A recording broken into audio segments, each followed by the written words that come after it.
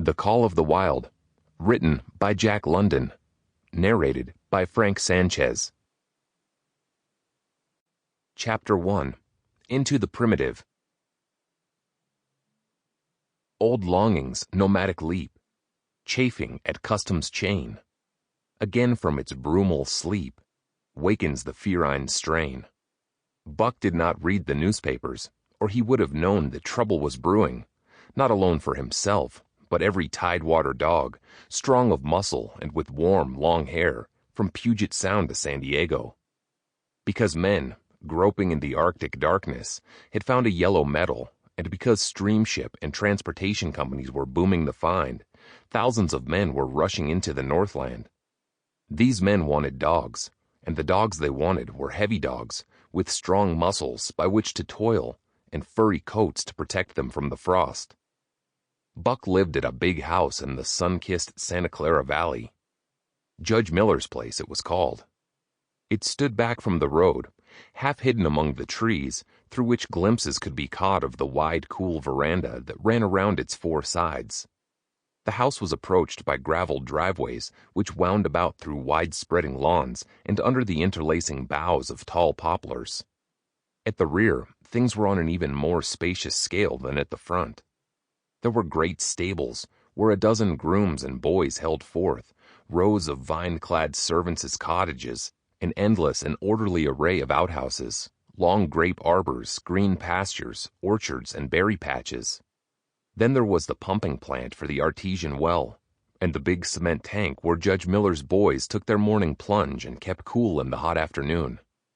And over this great demesne Buck ruled. Here he was born, and here he had lived the 4 years of his life. It was true, there were other dogs. There could not but be other dogs on so vast a place, but they did not count. They came and went, resided in the populous kennels, or lived obscurely in the recesses of the house after the fashion of Toots, the Japanese pug, or Isabel, the Mexican hairless, strange creatures that rarely put nose out of doors or set foot to ground. On the other hand, there were the fox terriers, a score of them at least, who yelped fearful promises at Toots and Isabel, looking out of the windows at them and protected by a legion of housemaids armed with brooms and mops. But Buck was neither house dog nor kennel dog. The whole realm was his. He plunged into the swimming tank or went hunting with the judge's sons. He escorted Molly and Alice, the judge's daughters, on long twilight or early morning rambles. On wintry nights, he lay at the judge's feet before the roaring library fire. He carried the judge's grandsons on his back and rolled them in the grass, and guarded their footsteps through wild adventures down to the fountain in the stable yard and even beyond, where the paddocks were and the berry patches.